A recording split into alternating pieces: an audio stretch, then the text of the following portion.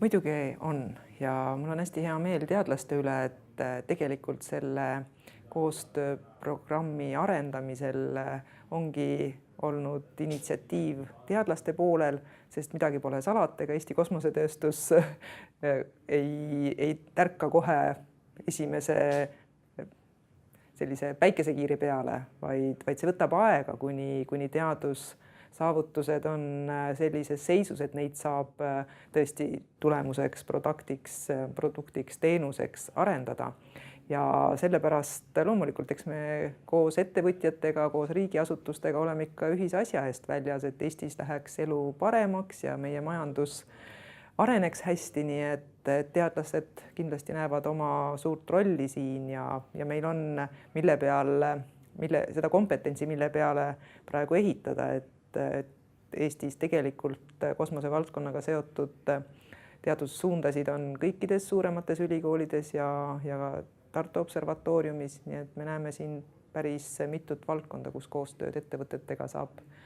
teha palju rohkem ja palju julgemalt kui senini. Jah, see on päris hea küsimus, aga ütleme ausalt või otse, et Eesti on ikkagi imeväike riik ja kujutada endale ette, et me suudame vallutada maailma, on muidugi, võib-olla see on inspireeriv, aga selleks, et päriselt maksumaksja raha panustada ühte tegevusvaldkonda, me peame olukorda realistlikult hindama, et Eesti üksinda ei ole mingi tegija ja kosmosevaldkond on globaalne, see on väga mitmetahuline ja suured kosmoseriigid, kes on juba aastakümneid väga palju sellesse investeerinud, on kindlasti meist praegu palju ees, nii et kui me leiame oma niši ja saame selles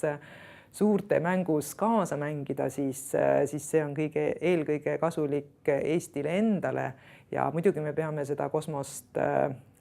vallutama koos suurte riikidega nii, et see oleks kasulik kogu maailmale, et selles mõttes nagu Eesti oma kosmoseprogrammi üles ehitada sõltumatult nendest tegijatest, kes on väga pikka aega seda juba teinud ja väga suurel tasemel ei ole mitte mingisugust mõtet, oleks ainult meie mõttes raha raiskamine ja teiselt poolt ehitada seda niiviisi üles, et ainult suurtel riikidel või kaua aega tegevatel ettevõtetel oleks kasu, pole ka mõtet, me peame ikkagi leidma selle niši, kus Eesti riigil oleks perspektiivi ja kasu sellest valdkonnast niimoodi, et ka globaalselt kogu inimkond selles võidab. Esimese asjana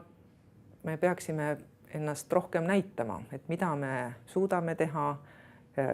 Me peaks kindlasti näitama, et meil on siin taga riiklik huvi, et see ei ole ühe väikse kildkonna teadlaste või fanaatiliste noorte ettevõtjate erihuvi või hobi, et see on tegelikult riigi pühendumus, selline suur kõrgtehnoloogiline valdkond oma riigis sisse seada.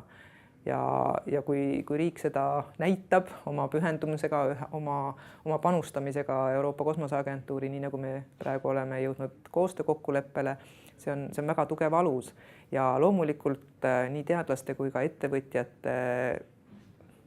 konkreetne ülesanne on luua neid rahvusvahelisi kontakte ja võrgustikku, mille kaudu me siis saame osaleda Euroopa Kosmoseagentuuri hangetes või ka teiste riikide teadus-arendustöö projektides, kus reaalselt juba siis kas uuringuid või mingeid tulemusi tehakse nii igapäevaseks kasutamiseks kui ka uute teadussaavutuste tegemiseks. Nii et ma olen seda kolme põhitegevust. See on minu jaoks väga armas küsimus, kuna ma ise tegelen selle osaga kosmoseteadusest, kus tõesti me keskendume maa jälgimisele, keskkonnafüüsika, keskkonnatehnoloogia probleemid, siis tõepoolest, kui me vaatame natuke kaugemale kui ainult oma väike küla või oma väike riik, siis me näeme, et me kõik üheskoos inimkonnaga jagame seda planeeti Maa, mis astronoomilises mõttes on tegelikult imepisike ja imehabras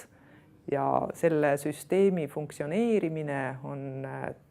meie jaoks, see on eluliselt tähtis, et me suudame meie planeeti säilitada elamiskõlblikuna, et inimesed, kes planeedi peal oleksid kaitstud ohtude eest, mis meid kosmosest ähvardavad, oleksid söönud,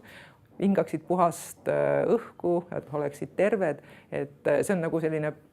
kõige elementaarsem eluvajadus, mida me peame siin maal elamiseks tagama ja isegi kui me saadame missioone välja ja otsime uute tehnoloogiliste võimaluste abil võib-olla eluks sobilikke planeete kusagil mujal, siis reaalsus on see, et sinna jõudmiseks